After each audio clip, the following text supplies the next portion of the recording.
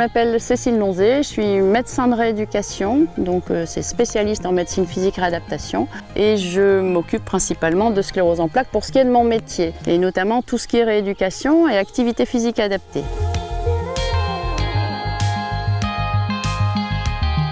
Donc l'activité physique et notamment mon sport me permet de m'évader, j'ai envie de dire. Effectivement, être médecin c'est assez lourd parfois, c'est beaucoup de travail et le fait d'arriver ici le soir et de pouvoir venir monter à cheval, ou je pense que pour un autre sport c'est la même chose, ça permet de vous évader, d'améliorer votre qualité de vie et puis de ne plus penser à autre chose que, en tout cas pour moi, à l'équitation et à mon cheval.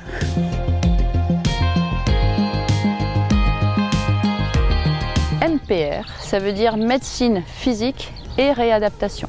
Le médecin spécialiste en MPR va coordonner toutes les actions de rééducation auprès du patient avec une équipe assez large qui comprend des kinésithérapeutes, des ergothérapeutes, des orthophonistes, une infirmière aussi qui va pouvoir intervenir. Et l'idée, c'est vraiment d'être le chef d'orchestre de toute cette équipe autour des patients atteints de sclérose en plaques ou d'autres pathologies neurologiques.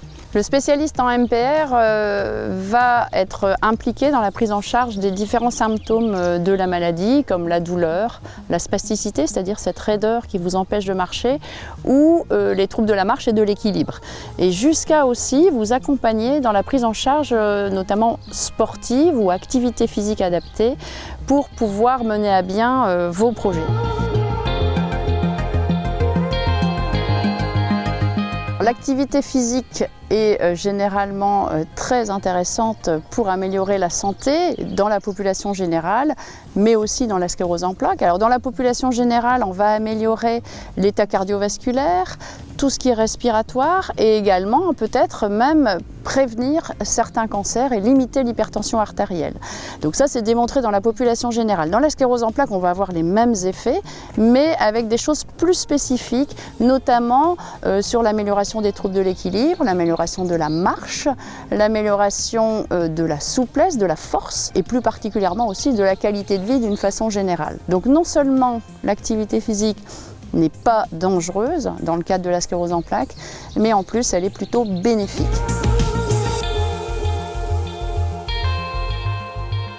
J'ai choisi de travailler sur le projet OnSteps parce que ça me semblait important à l'heure actuelle de disposer d'un outil numérique et une application notamment pour aider, pour accompagner les patients qui souhaitent se remettre ou débuter une activité physique. Ça fait très longtemps, ça fait quelques années, je ne vais pas me vieillir, que je travaille sur l'activité physique et la sclérose en plaques. Et effectivement, ce qui nous manquait, c'est un outil à domicile, c'est-à-dire qu'on peut réentraîner les patients dans notre centre, ça c'est très bien, mais la vie, elle n'est pas à l'hôpital, elle est à l'extérieur. Et donc, il nous manquait un outil pour suivre ou pour aider les patients, pour les accompagner à domicile.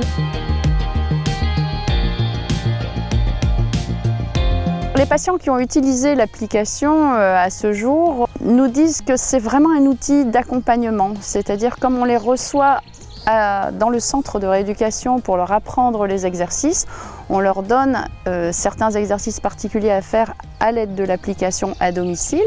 Ils vont donc les utiliser et puis nous faire un retour. Et c'est-à-dire que quand ils reviennent en consultation, ils nous disent les exercices que j'ai essayés, c'est bien, mais ça c'était un peu difficile. Donc on va pouvoir en choisir un autre dans l'application toujours. Ou bien cet exercice est trop facile, je suis passé au suivant. Écouter son corps et connaître un peu ses limites, parce que c'est parfois compliqué de se dire je vais jusqu'où, est-ce que je vais encore plus loin, est-ce que je m'épuise. Ça, je pense que c'est pas une bonne chose et qu'il faut savoir écouter. Dès qu'il y a des petites douleurs, dès qu'il y a un essoufflement un peu anormal, il faut absolument arrêter, faire une petite pause pour reprendre après. Il n'y a pas de problème et je pense que les performances seront meilleures.